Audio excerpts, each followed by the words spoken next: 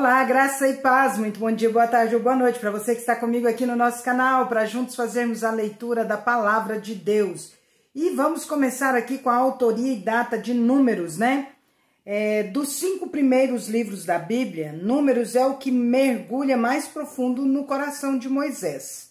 Ora, o apresentando como irritadiço, ao ponto de ferir uma rocha com a qual devia apenas falar, no capítulo 20, versículo 11, ora como mais manso entre os seus contemporâneos, capítulo 12, versículo 3. Não por acaso a tradição o tem como autor de Números. Números se ocupa dos fatos ocorridos nos primeiros ou nos 2 primeiros anos após a saída do Egito e nos últimos meses antes da entrada na terra prometida, Canaã. Há um período de 38 anos em que o povo peregrinou errantemente por causa de seu pecado, mas que não é detalhado. Então tá aí a autoria provável de Moisés, né? E a gente então, a maioria dos autores ou dos estudiosos, né? Dão a autoria a Moisés aos 5 primeiros livros do Velho Testamento, ou seja, o Pentateuco. Vamos lá, março, hoje é 17, poucas pessoas que quiseram ouvir a minha história, né? Mas as poucas que quiseram ouvir, vão ouvir, e você que não pediu para ouvir, vai ouvir também, mas depois, tá bom? Vamos lá, espero que você goste. Foi uma experiência muito inusitada. Eu quero até que você coloque aí depois de ouvir a minha experiência, se você viveu algo parecido, tá bom? Números, capítulo 26, de 1 a 51. Depois que a praga cessou, o Senhor disse a Moisés e a Eleazar, filho do sacerdote Arão, realizem um censo de toda a comunidade de Israel de acordo com suas famílias. Façam uma lista de todos os homens de 20 anos para cima aptos para irem à guerra. Portanto, ali nas campinas de Moabe, junto ao rio Jordão e do lado oposto de Jericó, Moisés e o sacerdote Eleazar deram as seguintes instruções aos líderes de Israel. Façam uma lista de todos os homens de Israel de 20 anos para cima, conforme o Senhor ordenou a Moisés. Este é o registro dos israelitas que saíram do Egito.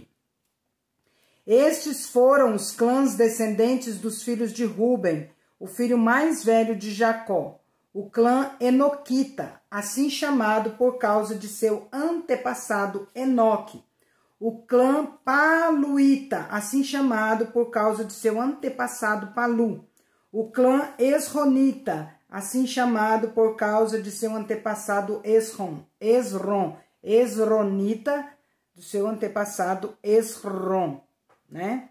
O clã Carmita, assim chamado por causa de seu antepassado Carmi.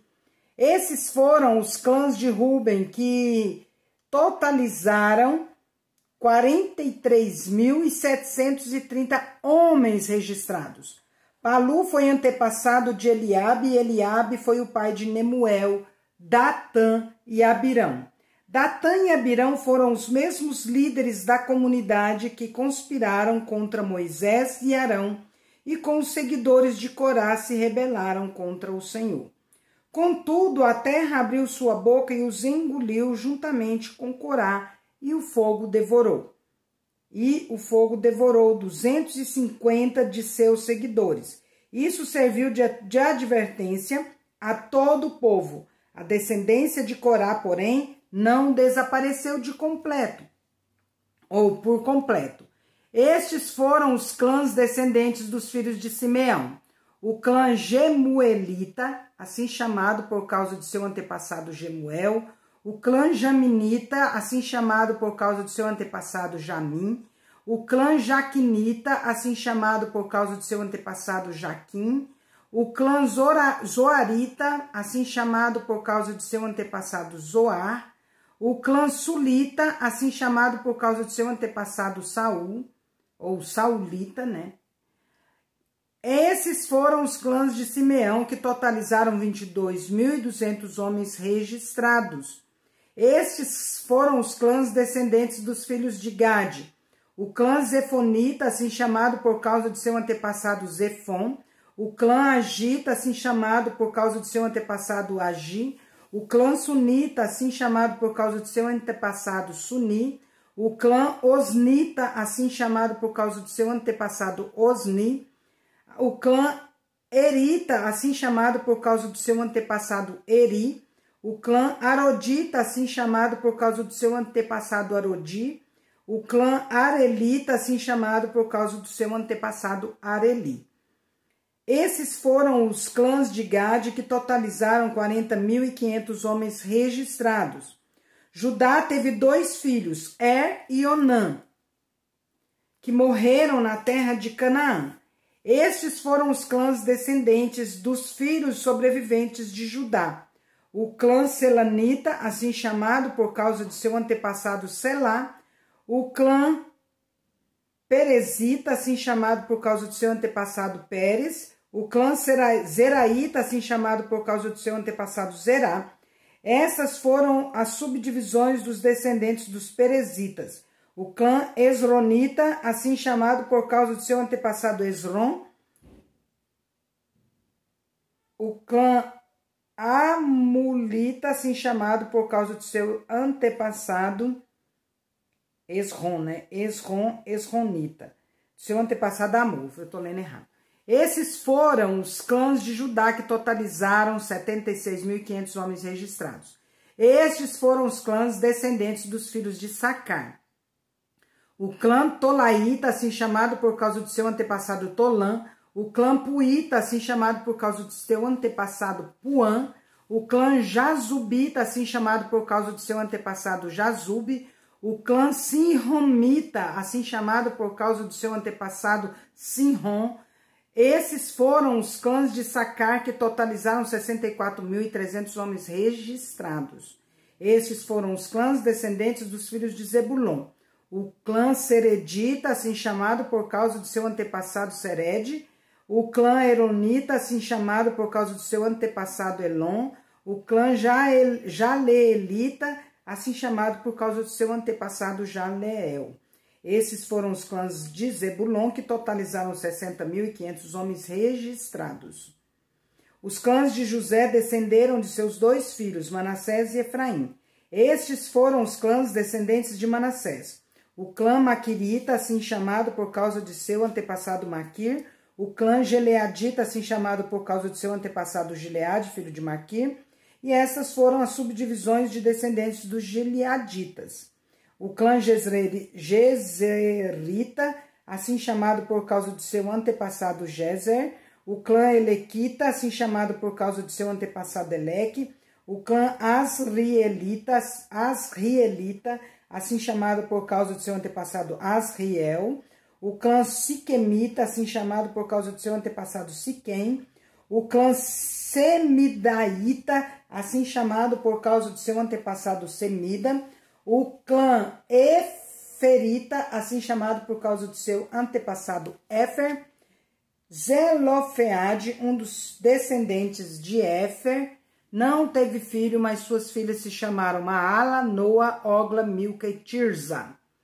Esses foram os clãs de Manassés que totalizaram 52.700 homens registrados. Estes foram os clãs descendentes dos filhos de Efraim. O clã Sutelaíta, assim chamado por causa de seu antepassado Sutela. O clã Bequerita, assim chamado por causa de seu antepassado Bequer. O clã Taanita, assim chamado por causa de seu antepassado Taã. Esta foi a subdivisão de descendentes dos Sutelaitas. O clã Eranita, assim chamado por causa de seu antepassado Herã. Esses foram os clãs de Efraim que totalizaram 32.500 homens registrados.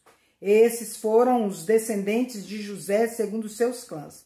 Estes foram os clãs descendentes dos filhos de Benjamim. O clã Belaíta, assim chamado por causa de seu antepassado Belá. O clã Asbelita, assim chamado por causa de seu antepassado Asbel. O clã Airamita, assim chamado por causa de seu antepassado Airam. O clã Sufamita, assim chamado por causa de seu antepassado Sufã. O clã Ufamita, assim chamado por causa de seu antepassado Ufã. Estas foram as subdivisões de descendentes dos Belaitas. O clã Ardita, assim chamado por causa de seu antepassado Arde. O clã Naamanita, assim chamado por causa de seu antepassado Naamã. Esses foram os clãs de Benjamim, que totalizaram 45.600 homens registrados. Estes foram os clãs descendentes dos filhos de Dan. O clã Suamita, assim chamado por causa de seu antepassado Suam. Esses foram os clãs suamitas de Dan, que totalizaram 64.400 homens registrados. Estes foram os clãs descendentes dos filhos de Azer. O clã Imnaíta, assim chamado por causa de seu antepassado Imna. O clã Isvita, assim chamado por causa de seu antepassado Isvi. O clã Beriaíta, assim chamado por causa de seu antepassado Berias. Estas foram as subdivisões de descendentes dos Beriaitas. O clã Eberita, assim chamado por causa de seu antepassado Eber. O clã Malquielita, assim chamado por causa de seu antepassado Malquiel. Azer teve uma filha chamada Será, ou Sera. Esses foram os clãs de Azer, que totalizaram 53.400 homens registrados. Esses foram os clãs descendentes dos filhos de Naftali. O clã Jazeelita, assim chamado por causa do seu antepassado Jazeel. O clã Gunita, assim chamado por causa do seu antepassado Guni. O clã Gezerita, assim chamado por causa do seu antepassado Gezer. O clã Silemita, assim chamado por causa do seu antepassado Silem. E esses foram os clãs de Naftali, que totalizaram 45.400 homens registrados. Os homens registrados em Israel totalizaram 601.730. Bastante gente, né? Um pouquinho mais do que a cidade que eu moro, que tem 4.000 habitantes. Lucas, capítulo 2, do versículo 36 até o 52. A profetisa Ana, filha de Fanuel, da tribo de Azer, também estava no templo. É legal, né, que a gente dá uma associada com o que a gente está lendo, né? Azer, ali nós acabamos de falar, né, da tribo de Azer, e aqui nós vamos falar de Ana, filha de Fanuel, da tribo de Azer. Também estava no templo. Era muito idosa e havia perdido o marido depois de 7 anos de casados, e vivido como viúva até os 84 anos. Nunca deixava o templo, adorando a Deus dia e noite em jejum e oração. Chegou ali naquele momento e começou a louvar a Deus. Falava a respeito da criança a todos que esperavam a redenção de Jerusalém. Após cumprirem todas as exigências da lei do Senhor, os pais de Jesus voltaram para casa em Nazaré, na Galileia. Ali, o menino foi crescendo saudável e forte, era cheio de sabedoria e o favor de Deus estava sobre ele. Todos os anos, os pais de Jesus iam a Jerusalém para a festa da Páscoa. Quando Jesus completou 12 anos, foram à festa como de costume. Terminada a celebração, partiram de volta para Nazaré, mas Jesus ficou para trás, em Jerusalém, sem que seus pais notassem sua falta. Pensaram que ele estivesse entre os demais viajantes, mas depois de caminharem um dia inteiro, começaram a procurá-lo entre os parentes e amigos. Como não o encontravam, voltaram a Jerusalém para procurá-lo. Por fim, depois de 3 dias, acharam Jesus no templo, sentado entre os mestres da lei, ouvindo-os e fazendo perguntas. Todos que o ouviam se admiravam de seu entendimento e de suas respostas. Quando viram, seus pais ficaram perplexos. Sua mãe lhe disse: Filho, por que você fez isso conosco? Seu pai e eu estávamos aflitos, procurando você por toda parte. Mas por que me procuravam? Perguntou ele. Não sabiam que eu devia estar na casa de meu pai? Não entenderam, porém, o que ele quis dizer. Então voltou com os pais para Nazaré e lhes era obediente. Sua mãe guardava todas estas coisas no coração. Jesus crescia em sabedoria, em estatura e no favor de Deus e das pessoas. Salmo 60, de 1 a 12. Ao regente do coral, Salmo de Davi, útil para o ensino sobre a ocasião em que Davi lutou contra Aran-Naharaim e Aran-Zobá. E Joabe regressou e matou 12.000 edomitas no vale do Sal, para ser cantado com a melodia lírio do testemunho. Tu nos rejeitaste, ó Deus, e quebraste nossas defesas. Sobre nós derramaste tua ira. Agora restaura-nos. Sacudiste nossa terra e nela abriste fendas. Repara as brechas, pois a terra estremece. Foste muito severo conosco, teu povo, e nos fizeste beber vinho que nos deixou atordoados. Contudo, levaste uma bandeira para os que te temem, um ponto de abrigo em meio ao ataque. Agora, livra teu povo amado. Livra teu povo amado. Responde-nos e salva-nos por teu poder. Deus, em seu santuário, prometeu com alegria. Nossa, eu tô ruim, é porque pus longe aqui, gente. Vou chegar um pouquinho mais perto. Deus, em seu santuário, prometeu. Com alegria dividirei Siquém e medirei o vale de Sucote. Gileade é minha e também Manassés. Efraim é meu capacete e Judá meu cetro. Moabe é minha bacia de lavar. Sobre Edom limparei os pés e darei um grito de triunfo sobre a Filistia. Quem me levará à cidade fortificada? Quem me guiará até Edom? Acaso nos rejeitaste, ó Deus? Não marcharás mais com nossos exércitos? Ajuda-nos contra nossos inimigos, pois todo socorro humano é inútil. Com o auxílio de Deus realizaremos grandes feitos, pois ele pisará nos nossos inimigos. Provérbios 11:15. Quem aceita ser fiador terá problemas. Quem evita esse compromisso está seguro. Então vamos evitar esse compromisso, né, gente? Ser fiador, tá bom? É isso aí, gente. Nossa leitura de hoje encerrou, mas eu fiquei de contar para vocês uma história. Vou tentar contá-la bem rapidinho. Eu não morava em Tuiutaba, mas minha mãe morava. Eu fui visitá-la com meus filhos, né? Com meu filho, até então só tinha um. Chegando lá, foi um homem pedir esmola na nossa casa. Esse homem veio com uma imagem de Santa Luzia e ele disse assim: eu quero uma esmola para Santa Luzia. Eu falei: olha, a gente não dá esmola para santo, né? Aí ele falou assim: mas não é para santa, é para mim. Eu só tô com um quadro para representar. Eu falei: não, eu entendo, mas o senhor não pediu para o senhor pediu esmola para santa, e para santa a gente não dá esmola.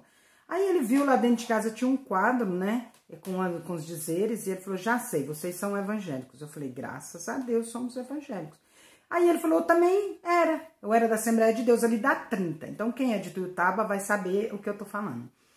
Mas todo dia que terminava o culto eu descia, e quem é de Tuiutaba vai saber também, ali na 15 com a 34 tinha um bar, e quem é meu parente sabe mais ainda, o bar da Dona Rosa, que era pertinho da casa da minha avó. Então ele falou: tinha um bar ali, tem um bar ali, que naquela época ainda existia. Eles paravam ali no bar da Dona Rosa para jogar sinuca e beber cerveja. E eu vi que não adiantava nada ir na igreja. Eu falei assim: moço, o senhor não pode ir para a igreja por causa das pessoas que estão na igreja. O senhor tem que ir na igreja por causa de Jesus. Não abandona a igreja. O homem é pecador, o homem é falho, mas Jesus não é. Volta para a igreja, volta para a casa do Senhor. Aí ele começou a falar mal e começou a ficar nervoso, sabe? Exasperou comigo. Eu acho que a minha irmã vai lembrar dessa história. E ele se exasperou comigo muito, sabe? Eu falei: não, o senhor fica tranquilo. Eu só tô falando, né? Porque não é bom a gente deixar de congregar. Fui falando para ele. E ele ficou muito, muito exaltado, muito nervoso mesmo. E ele falou assim: quer saber de uma coisa? Parece que baixou um espírito maligno nele, não sei. Eu não passo aqui nessa rua mais nunca. Vou passar ali pela 40. Na época a gente morava na 38. Quem é de Tuiutaba sabe. Vou passar ali pela 40. Não passo aqui mais nunca. Eu falei: não, o senhor fica bem. E eu falando com mansidão com ele. O senhor fica bem à vontade. A rua é pública. O senhor pode passar por aqui. Pode passar por onde o senhor quiser. Eu não passo aqui mais nunca. E eu vou te jogar uma maldição. E eu lembrei da história de Balaque, né, de Balaão, desculpa, né, do rei Balaque, que pediu para Balaão jogar uma praga no povo de Deus. E Balaão não conseguiu jogar essa praga no povo de Deus, porque Deus não permitiu. E esse homem falou assim, eu vou te jogar uma maldição. Eu falei, fica à vontade, praga alguma alcançará a minha tenda. Aí ele falou assim, mas eu vou te jogar uma maldição, eu tô falando. Eu falei, fica à vontade, praga alguma alcançará a minha tenda. Ele falou, eu vou te jogar uma maldição. Eu falei, fica à vontade, praga alguma alcançará a minha tenda. Ele falou 3 vezes. Na 4ª vez ele falou assim, eu vou te jogar uma maldição e que Deus te abençoe. Eu falei, amém, Deus abençoe o senhor também. Em nome de Jesus, vá com Deus. Não é interessante, gente? Praga alguma alcança a tenda daquele que é do Senhor. Ninguém joga maldição naquele que é luz. Não vem trevas naquele que é luz. Então essa história para mim ficou marcada, eu conto sempre onde eu vou, porque é uma história que me ficou gravada. Ele não conseguiu amaldiçoar aquele a quem Deus abençoa. Gente, ninguém consegue amaldiçoar aquele que Deus abençoa. Então tem tudo a ver com aquela história que nós lemos ontem, por isso eu queria contar para vocês. Espero que edifique sua vida também, como a minha foi edificada no decorrer de tantos anos que já se passaram essa história. Tá bom? Finalmente, irmãos, tudo que é verdadeiro, tudo que é respeitável, tudo que é justo, tudo que é puro, tudo que é amável, tudo que é de boa fama, se alguma virtude há e se algum louvor existe, seja isso que ocupe o vosso pensamento em nome de Jesus. Amém? Não esqueça de deixar aí nos comentários o que você achou dessa minha história. E também comente, né? Fale, participe aí conosco no nosso canal. Compartilhe esse canal. Deixe o seu like, tá bom? E divulgue para que nós alcancemos aí um número importante no nosso canal. 1000 pessoas, vamos lá? Nós conseguimos? Conseguimos sim. Que Deus abençoe a todos. Deus é justo e bom. Vamos?